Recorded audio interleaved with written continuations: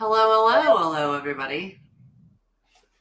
We're live at 5 Mountain Time, 6 p.m. Central. We've got Todd, we've got Alina, and it's going to be a fun chat this evening.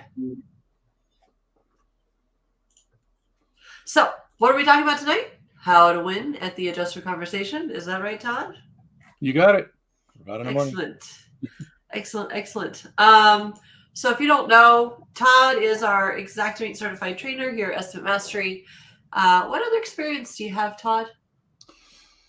Well, giving my age away, I started in 1984 is when I got my general contractor's license, which I still hold a general contractor's license. I went from there to being a staff adjuster and a CAD adjuster. And then also I went into training with Xactware, and as a certified Xactware trainer. So those three fields, to my credit. Very good. Thank you. Actually, if anyone doesn't know who's watching, he trained me how to use Xactimate. So there you go. We've got a long history of, yes. And you also were an adjuster. Did you say you were an adjuster? Sorry, that flew over my head. Okay, yes. You were an adjuster as well. So you've seen both sides of it, right? And now you help us over here at Estimate Mastery and our contractors. Do we like this view or do we like this view? That one. No. Okay, there we go. All right, so tonight, hey Stephanie, good to see you. We are going to be talking all about how to win the adjuster conversation. So without further ado or any more shenanigans, let's go ahead and get started. And first off, we're going to talk about how to prepare the policyholders. Yeah, the interesting thing that a lot of people don't know, and it's a misnomer, is that people think that the insurance company owns the claim. So I don't know if Steve Patrick is watching tonight. Sometimes I see him pop in here, but I got this from Steve Patrick at Level the Playing Field. And basically, the person who makes the claim owns the claim.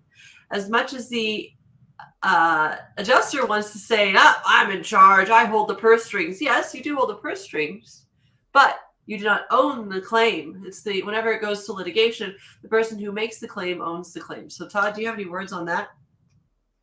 No, you're right. And I think that these days it's a real different atmosphere than it used to be. Even when I was an adjuster, we look for ways to cover, the claim. And the homeowners had a real easy way of it because I'd even bring a printer on site to print out the check. It's a different world we live in now. So I think it really is essential that the homeowner understand that they do own the claim and that they were made a promise when they made their premium payment to cover any loss that's covered under their all perils policy. And it's all named in their policy. So. Yeah. And it's just, I think something that we take for granted. We think, so here's the insured, right? Here's the insurance company. There's the contract and the policy is held here, right? Then you come in behind. Let's see, that's your policyholder, your homeowner. You come in as the contractor, and you're trying to get over the person that holds the contract with that insurance company. That's where, as a necessary part of doing business that we've swallowed over the past 20, 25 years, we go straight to the adjuster. Whereas since there's a lot going on in our industry with denials, roadblocks, delay, deny, defend, right? That's what they try to do to us. And it's something that should take us just a couple weeks. Now it takes months, 6 months, So I heard some people who just joined our group, people claims opens with the insurance company going back to last March. So, a year is just way too long. You can't run a business if your AR is stretching out for months and months or, years. You can't play your suppliers. All the things happen. So if you can understand how to properly onboard that policyholder, how to bring them into the fold, and how to show them that, hey, I'm here to take care of you and walk you through this process and become their friend in the process, it'll really benefit you. So what particular steps would you have for them to take in order to properly onboard and inform the policyholder in the process? So I think it's important to understand from the get-go, we have a lot of confusion that you can't talk about policy, you can't look at their policy. It's a no-go zone is what they've been told. As a contractor, right? Let's just to clarify that you as the contractor, right? As a contractor. And none of which is true. The only thing we have to watch is that we don't represent the homeowner, and that we don't try to interpret policy. Those two things, representation and interpretation, would put you into unlicensed practice of public adjusting. So we want to stay away from that. Yeah, but I actually attended a meeting with an attorney, and he laid out the fact that we can look at policy, just don't interpret it. And then I learned from a PA, and everything I've learned from other people. It's not like I came up with this stuff, or, and I've learned it through, falling in my face and skin in my knees. And so I don't want to be, I've got to be humble in this, because I didn't get all this knowledge overnight. It's been decades. But here's what I understand is that the policy holder, that is the insured, is owed from the insurance companies. In good faith, they need to restore them back to the condition prior to that peril or storm. And they've signed off on this policy that was written by the insurance company. And the biggest point here is that if they understand what they've been promised, and that's where I think that we would take it, the next step, Alina, is to, when you're onboarding your customer, make them aware that, hey, look, this, sometimes your insurance company says, go out and get 3 bids and we'll approve the lowest bid. That is not what's in policy.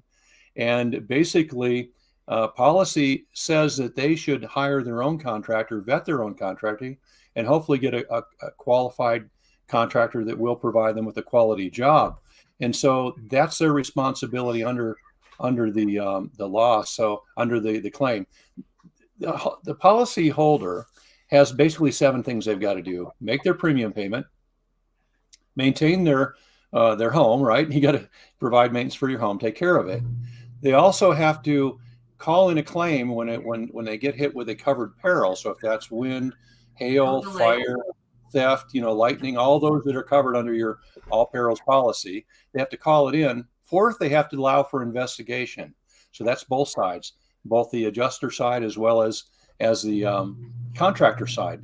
And then they have to make sure that damage doesn't cause further damage. So if it's in the case of a opening in the roof, they've got to cover it with a tarp, or there's a water leak, they have to have the plumber over to stop the water leak, on and on. Then the 6th thing that they have to do is to hire their contractor of choice, their choice. And then the 7th thing is to make their deductible payment. So those 7 things are on the homeowner side.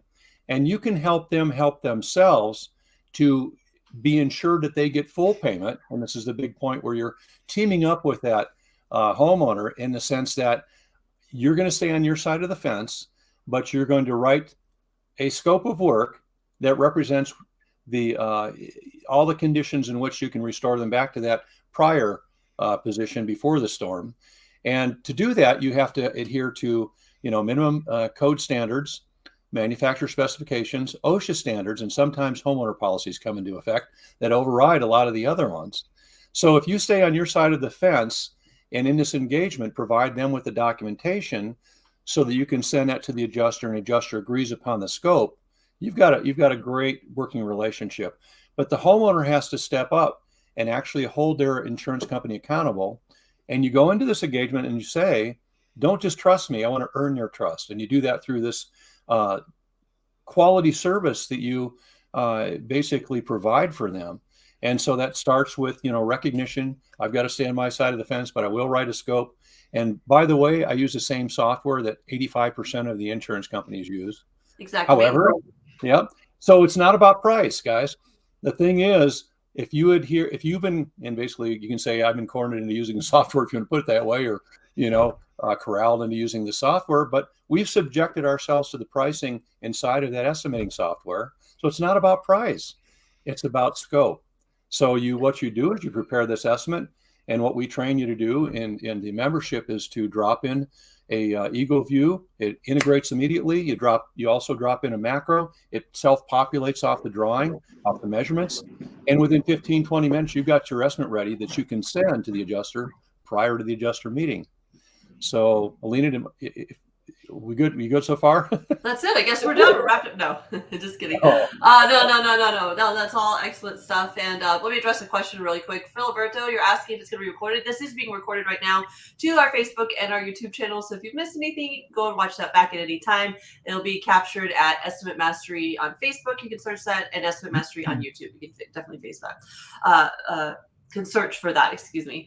So one of the things I'm going to bring to the table was if you set the stage for the expectations with the homeowner of how the insurance process is going to work, then you should be able to get, have them on your side should any road bumps occur. So we call it here at Estimate Mastery preparing your homeowner, your policyholder for the peaks and the valleys. Yay, you're going to get paid some money. You hired me as the contractor of choice. We're going to take really good care of you as your restoration professional. However, this isn't like going to Best Buy and purchasing a TV.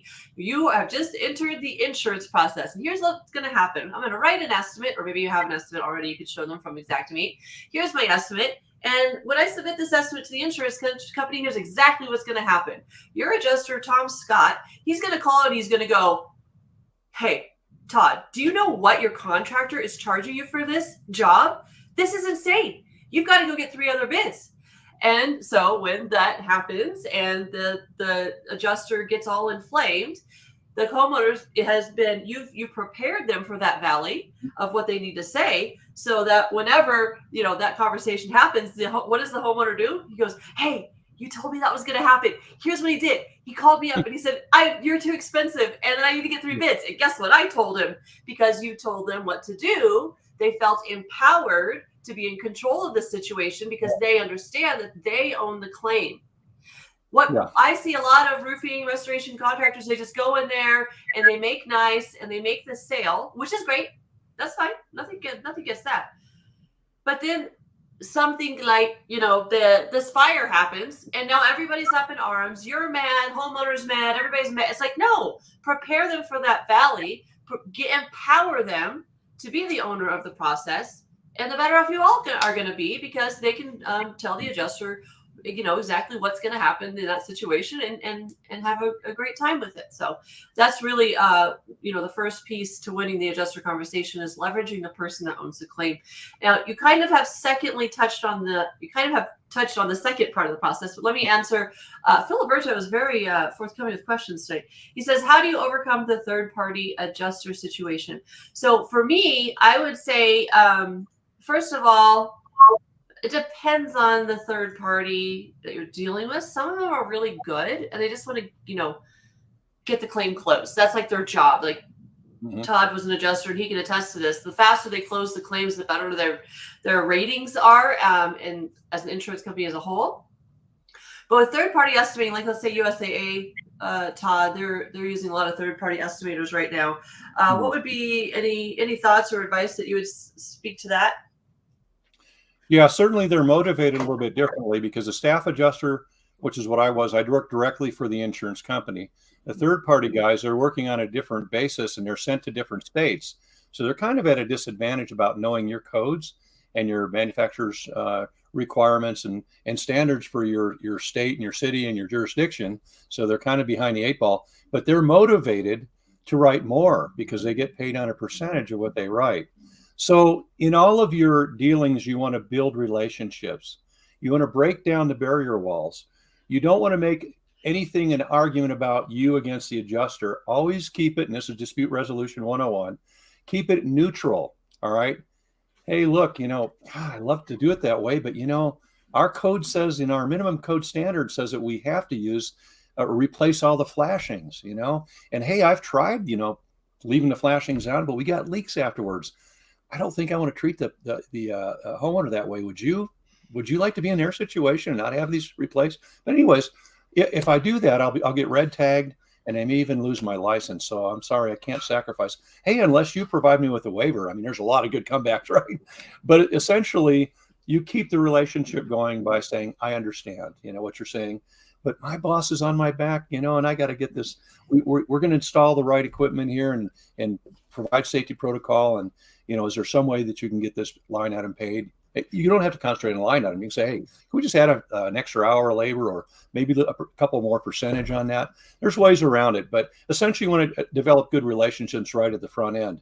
And I think preparation is the best, because then you can defend all of those items that you've written into your scope, and you can defend it, for whoever. But the third party, they're usually motivated to add more items, is the answer to that.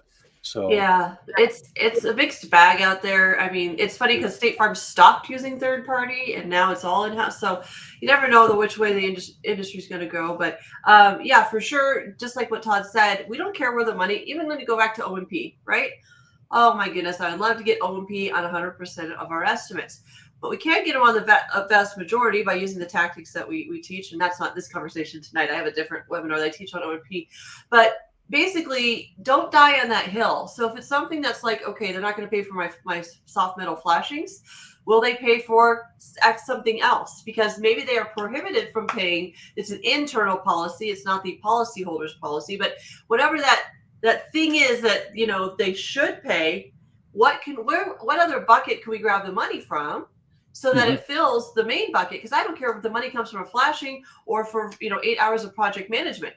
Money is money, and I'll allocate it where I need it to go. It's just hitting that number, that price per square that you're trying to hit, or whatever. Knowing your numbers is really a big part of this, but knowing when you don't have to die on that hill is a big factor in all of this as well. And just fine, keep your flashing. Give me my 8 hours of project management, or my other things that we talk about. So yeah, that's interesting. So hopefully that helped Filiberto on that question. So our second touch point here tonight is the policy review at the homeowner. Todd already kind of alluded to this. As long as you can reference the policy, but you can't interpret the policy, that's where you're going to get into unlicensed practice of public adjusting, and that's where you're going to get into trouble. Anyone can pull the homeowner can pull a policy at any time and read it for themselves. I don't know why it would be illegal to say, look at this, right? So go ahead, Todd, you can speak to that. You just talked to the lawyer about this. Yeah, and I attended a convention one time, a roofing convention, and attended a presentation by Merlin Law Firm. And they went over the fact that, hey, you may want to use a checklist that we've built and developed. And so, Alina, how do I share my screen? And I'll share that checklist with you guys. Yeah, so down below, it's going to say present. It's going to ask you to pick which screen you want to present. That's the way this should work over here. For that, screen share, and then I'll control like the way it lays out. If you'll, yeah. Drum roll, please. Let's see if we can get him to share. I see it. Woohoo! Oh no, you picked the wrong screen. There you go. Oh wait, doubling back. Yeah, here we go. There it is. So basically what this is, get that out of the way. Can you see it, Alina, all right? Yeah, can you blow it up a little bit? A lot of people are on their phone. Too big. Oh, there you go. Yes. So I wouldn't recommend that you fill out the entire checklist. If you can get one of these from Merlin, that's where I got mine. You don't have to, you can create your own, in other words. And it's a checklist for a basic investigation for a storm claim. So you get their name, their contact information. You make sure that you're talking with the insured and not somebody else, like a tenant. Make sure it's the owner. And then you want to look over these 5-6 things right here. You get them to get a copy of get a copy of the certified policy. They can probably get one pretty quick, maybe even online. But you want to review this with them, not interpret it, not represent them, but just to extract from their policy the following information. If you go to the declaration page, that's where all this is found. The declaration page breaks it down to the different parts of the policy. So you've got dwelling, other structures, contents, on and on and on. And you can find out what limitations they have on each. And then they include endorsements. And on that deck page, they'll go into detail about whether they have checked off a box for the ACV. So RCV is replacement cost value. What is it at today's price to replace a shingle, say, for example, as opposed to ACV, which actually it satisfies that big word, indemnification. You've got to restore them back to the condition prior to the peril, or make them whole again. Well, if they had 15-year-old shingles, You can't go out and buy 15-year-old shingles. So how they deal with that? They deduct the age, wear, and tear from the RCV, the replacement cost, and it leaves them with a deficit. You want to know that going in because number one, you can provide financing, or number two, maybe they want to pay out of pocket for that. So having that knowledge right at the get-go will save you a lot of problems. Then you want to see if they have, and we had this on our what the insurance company that I work for, if that roof was over like 11 or 12 years, I can't remember exactly, even though you had an RCV, policy, the roof itself would roll over into an actual cash value. And that's the ACV limitation for roofs or roof surfaces based on age and the fact that you didn't replace it after a certain time frame. The cosmetic damage is just matching. So sometimes they'll say, well, we don't know to replace the whole roof, just to throw in a couple shingles. We don't know for matching. And there's ways around this. Again, in the membership, we have methods to get around that as well. Functional damage, this has to do with metal roofs and they're being pinged by hail, but not the hail not piercing all the way through. So you got to look for those.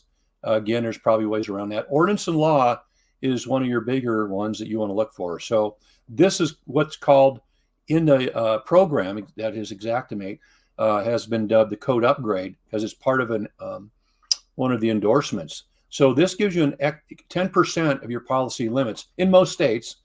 Alina, I'm finding out that like when I went to Florida, they're reducing that down to just like 10 grand. You gotta watch it.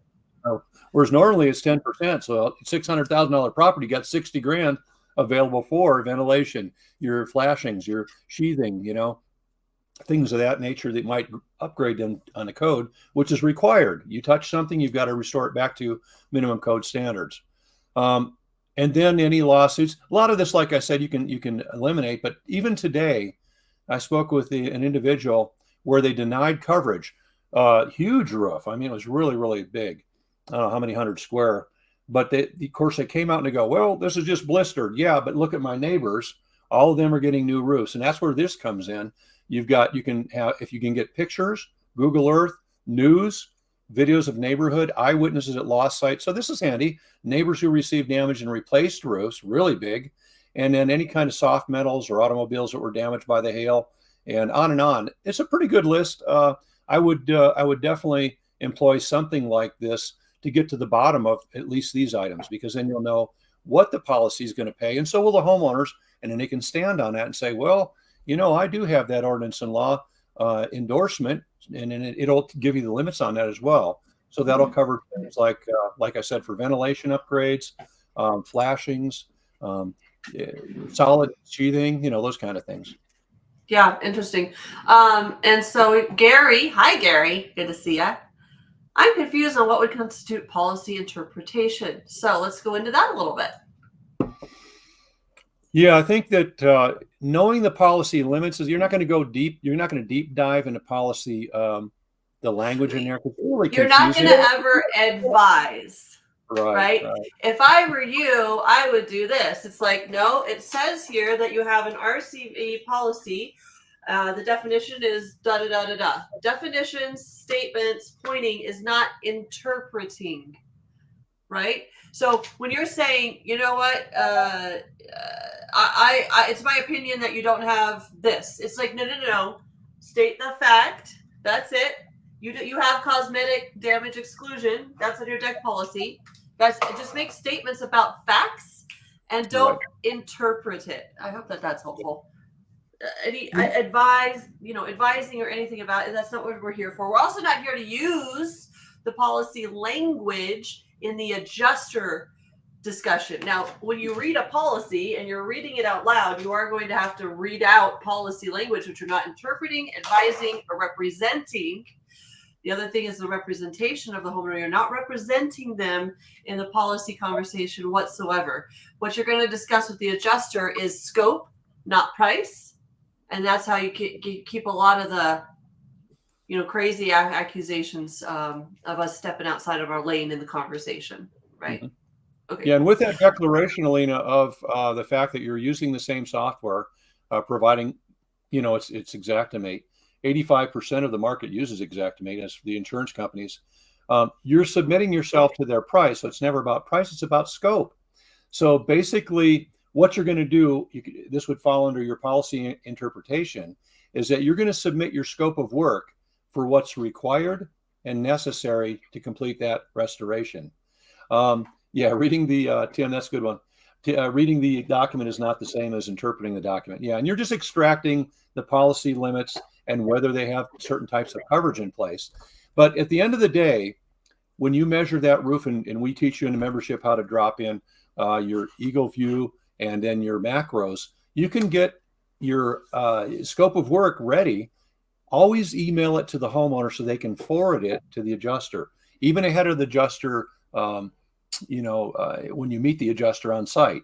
So the adjuster hasn't come out yet. Email them the scope, and the homeowner can weigh in on this, because you're going to ask them, what in this scope of work, do you disagree with and why? Please state in writing why you disagree. And the homeowner can add on to that. This is where policy comes in. Show me in my policy where that's excluded, any items in here, right?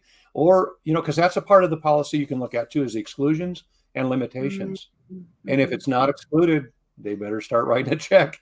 So before the adjuster meeting, you want to send it to them ahead of time. You can use an email or a CRM that actually tells you when they open the email, so you know that they opened it. And that way, they got it, they opened it, and they're apprised of it before we meet with them. Also bring that to the adjuster meeting. And that would be, so we've gone over how to prepare the policy holder, do the policy review, don't interpret, just get facts out of it, extract what they're going to pay for. And then you process the data, which you have taken by way of measurements and your on-site evaluation where prior damage exists, so you can make sure you take photos of everything. And then you put in this scope report, which you include your Eagle View report, your pictures, and any and all documentation, and send that to them. They've got the whole package, and then bring that with the adjuster meeting. And you're there you go, Filiberto. He just answered your question. Yeah, you bring it to the adjuster inspection, not beforehand, right? Yep, but bringing all of that to the table, right? So you've got. Sorry, I interrupted you. You can answer your question. Yeah. So you've got your Eagle View. Oh, you've got your fire alarm going off in your house. Sure, no problem. Oh my goodness. So you got your Eagle View. You've got your that you can drop into Xactimate, write your scope. You've got your Xactimate report ready for the adjuster meeting. There's something called a one. That way you can back up what your estimate says and what it references code, the code for your area. You can pull a one-click code report on that. And then, of course, you can take all your pictures while you're out there with the Company Cam app is another tool that we recommend. So one-click code is an app that you can, they've sourced all of the local all the local building code for you for that specific zip code and that specific address. There's a place in Colorado where the same zip code has it's like straddles two different code departments. So one-click code has been the people who have gone and done all that research, and of course, Company Cam makes it so that the pictures go to a cloud storage rather than your phone. Is a fantastic app. So we don't want to spend too much time talking about all of that, but just wanted to throw that out there. Hey, thanks so much, Oscar. We are trying. Yep, thanks. Glad you're enjoying the information we're putting out there tonight. Mindy, estimate price is so low. Sometimes our costs end up being more. No problem. Get a bid item. We are Xactware pricing certified. I'm Xactware pricing certified. Todd's an Xactware certified trainer, so we understand how they source their pricing. And at Xactimate, they have stated they want to be the average on the market, right? So sometimes, you might find that your buyer might be up here, or maybe sometimes they're down here. Xactimate strives to be average. So if you ever find anything that's different than the average, add it as a bid item. And that's what I would say there. Eric wants that document you just showed on the Merlin Law Group. We actually aren't going to share that. You can go back and rewatch this. This is recorded over on YouTube and Facebook, just in case anybody else had this in the back of their mind. Feel free to screenshot it. Do what you need to do. You can build one there. All right, let's take this one. Can adjuster tell the insured they don't cover to replace kitchen cabinets if they break in the removal process? Now, this is something that, again, let's read the policy in the deck page. The deck page will give you the exclusions and, oh my gosh, the word fell out of my head. anyways, the information will be there. There are some weird policies. I don't know about this one in particular, but it'd be really unusual if that was, because it goes back to, like, if a mouse bites a wire in the attic and the wire starts a fire and burns the whole house down, they don't just owe to replace the wire. Okay, so the subsequent damage that happens in the chain of events is what matters. Todd, can I unmute you, or are you still beeping? Oh, you're good? Yeah. So Okay, there we go. it's called collateral damage, and it happens all the time.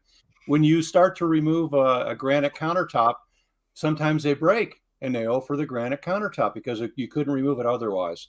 And then you've got, of course, the substrate below it and everything. But Lisa, good to see you here. I wanted to bring up a fact that works for a lot of people. When I said get the scope report together, that's all of your line items that are necessary to comply with minimum code standard. The thing that I didn't add to that is don't put the price in there, because the adjuster gets in their eyes, go buggy, oh my gosh, I owe that. No, just hit them with the scope items first and see what they disagree with and why in writing, and then you can address it. And then again, do you need more documentation? Is it above your check writing authority? Maybe their check writing authority is only 20,000. You're submitting something that they know is going to be a higher amount. But at the end of the day, if they can agree on the scope items, you've already subjected yourself to Xactimate pricing, so the price is already there. You don't have to argue price. And then when they agree on scope, then you can submit just a what do they call it? A report that's just it shows at the bottom everything. Customer total report. So in Xactimate, if you go to the documents, you can go to documents. Say it again. There's a name for it, over and above the customer total. But that is the right report, by the way. Okay. And so that would satisfy. It still doesn't price out all the items individually. They just have a bulk price down at the bottom, and that's what your price is. Fantastic. Yeah. And that's the best way to awesome. Those in the industry have found to address that. Cool. Daniel or anybody else who came in late, don't worry. You just go back and search on Facebook or on YouTube, Estimate Mastery, and you'll find this live. It's all being live streamed over there. And when we end, it'll just start over again. You can watch it at your leisure. Here, Mr. Dury, if you hold a state property and casualty insurance license, is that specifics with the adjuster, you'll want to check with the licensure in your state for sure, because some states do not allow a contractor to be a representative of the claim. Right. Contractor can't be both the contractor and the PA. Illinois is one of the states that I know of that you can do that, right. But check with your local state. I'm not sure where you're located. All right, Mike, you know what? Always reach out to One Click Code if they are lacking in an area or seem like they are not giving you the correct information. They try their darndest to be as spot on as possible. So if you ever see any difference in their report than what you think you should, reach out to them. They're really responsive. Garrett over there is fantastic, and he's all about being as accurate as possible. That's why we recommend them here, is because they do such a great job of quality control, and they respond when you reach out to them. Okay. Yeah, thanks, Daniel. No problem. And Philberto, you know what? You gave me a great segue into what I wanted to talk about next. Hey, guess what? So, I'm going to go ahead and share my screen here. Give me 1 second. We're actually here tonight to announce that we've got our Estimate Mastery Live in-person event here in Salt Lake City. If you'd like to come meet me and Todd and pal around with us for 2 days. And what you just heard tonight is a drop in the bucket of what you're going to learn if you come and spend 2 whole days with us. Imagine being immersed in what we talked about tonight, but having a whole room of like-minded contractors helping you with your specific challenges, bouncing everything off of me and Todd. It's going to be a fantastic time. We just can't wait to get you here in person. So I do have a link for you, anyone who's interested. Let me put that down below. You do have to type it. I might be able to put it in the comments. Hang on 1 second. So let me paste this here. Let's see if I can put it in the comments. It might become clickable there. I haven't done that in a while. Okay, so what are we doing here at the Estimate Mastery Live? Well, we're going to be talking all about how to create adjuster-friendly estimates. What does that mean? Well, anyone can write an estimate, but can you get that estimate paid? Well, first of all, we're going to teach you how to write the estimate to include all the line items needed, plus photos, manufacturer's specs, code, all of the things that get the estimate paid. We're going to show you how to pack it into the estimate in a meaningful way so that the adjuster can see what you're asking for and why. Then secondly, we're going to teach you how to get it paid. We're going to have some really fun things. I don't even know if Todd knows this yet. We're going to actually do an adjuster role play. We're going to get an adjuster up there. He's going to throw objections at us, and we're going to overcome them. It's going to be fantastic. We're going to cover a lot of the most common ones, and O&P being one of the big ones, right? We're also going to, like I said, be writing that estimate and then using live information, showing you if this is your scenario, how do you address it? And you're going to be in person, ask all the questions. It's going to be a fantastic time. Again, April 5th and 6th here in Salt Lake City, Utah. So if you missed that, this could be you. These are some of the people that came out to visit us. This is actually more of a retreat style event that we did. We're up in the mountains of Salt Lake City, and we saw a moose that day. It was fantastic. We live in a very beautiful place in the nation, and we want you to come here and hang out with us for a couple days, stay over the weekend, and we actually will still have some snow at that time. So if you're a skier, if you want to go snowmobiling, that's up in the mountains though. We keep the snow in the mountains. Down here, it's going to be it's not going to be Orlando, but it will be a nice time. This is another event we just held. It was awesome. All these people that are fantastic contractors came into the room. We got together and had just an amazing time. We love our people. We love being in the room with you guys. So the normal price to attend the 2-day event is $997, but because you're watching this tonight, I'm going to give you a promo code for 50% off. Okay, so that's our thank you for being here with us tonight. And so if you're at all interested, click that link that I put in the comments.